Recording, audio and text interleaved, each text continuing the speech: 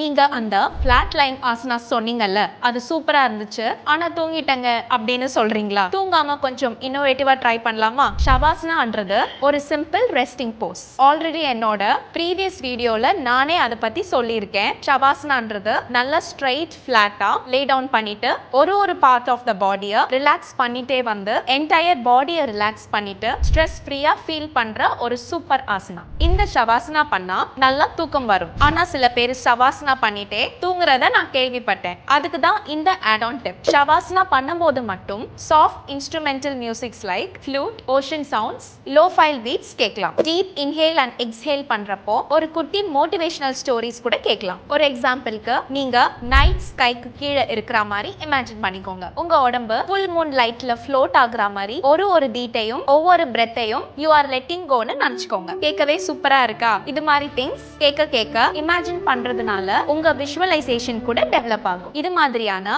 Nature related feel உங்க mental டீடாக்ஸ்க்கு ரொம்பவே help பண்ணும். ஆசனாஸ் ஆர் நாட் போரிங், ஏன்னா அதோட அடாப்டபிலிட்டி இஸ் என்லெஸ். இப்போ நான் சொன்னது வேணும்னா அவுடேட் ஆகலாம், but asanas won't. Trust me.